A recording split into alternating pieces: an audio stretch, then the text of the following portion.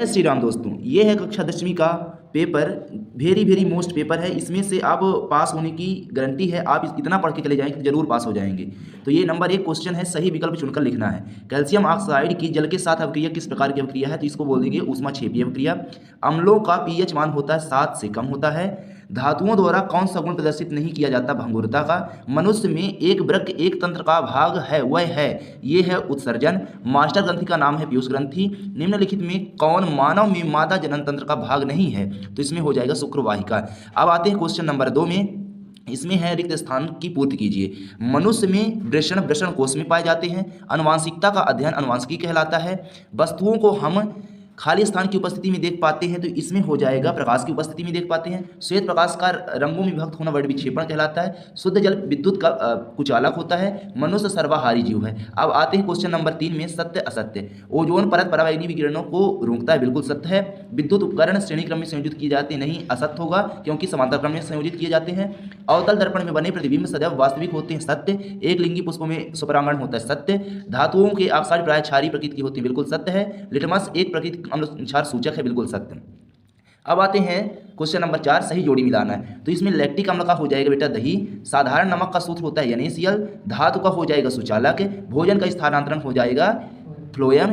पित्त जो है, पित्त का हो जाएगा लीवर। और पलकों का झपकना कहलाएगा प्रतिवर्ती क्रिया। अब आते हैं क्वेश्चन नंबर 5 में, एक वाक्य में उत्तर दीजिए। तो दो तंत्रिका कोशिका के मध्य खाली स्थान को क्या कहते हैं? तो इसको बोलते हैं सिनेप्स कहते हैं। नर युग्मक एवं मादा युग्मकों के संलयन को क्या कहते हैं? तो इसमें हो जाएगा निषेचन। उस दर्पण का नाम बताइए जो बिंब का सीधा अथवा आवर्धित प्रतिबिंब बना सके, इसको बोलते हैं अवतल दर्पण। नेत्र के किस भाग में वस्तुओं के प्रतिबिंब बनते हैं? तो इसमें हो जाएगा बेटा रेटिना। एक इलेक्ट्रॉन का कितना आवेश होता है? तो इसमें हो जाएगा 1.602 गुणे 10 की घाते -19 कूलम्ब। विद्युत आवेश का साई मात्रक होता है कूलम्ब।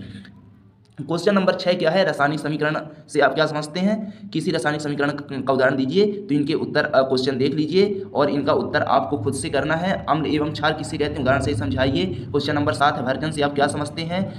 अथवा में क्या है? सहसंयोजी अबंध किसे कहते हैं? कार्बनिक यौगिक के मध्य किस प्रकार के अबंध होते हैं?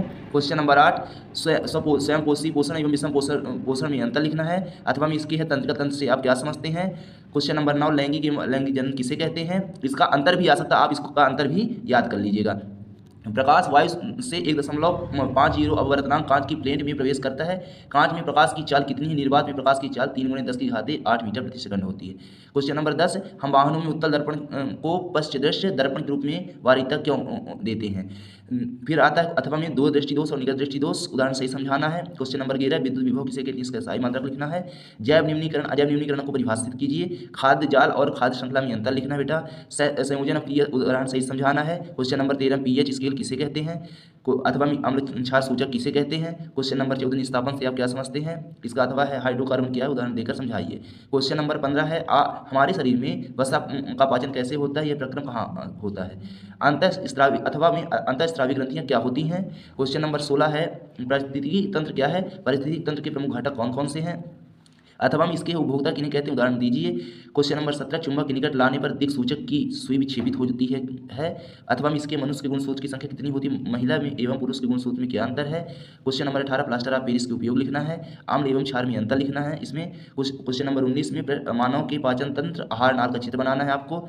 अथवा में इसकी मानव के श्वसन तंत्र थोड़ा सरल, इसको बना सकते हैं आप। क्वेश्चन नंबर 20 जो है तंत्रिका कोशिका न्यूरॉन के कार्य लिखना है, इसका आप चित्र भी बना के लीजिएगा। तारे क्यों टिमटिमाते हैं? क्वेश्चन नंबर 21 है, उदाहरण सहित समझाइए। हाइड्रोजनीकरण, ऑक्सीकरण अवक्रिया, प्रतिस्थापन अवक्रिया।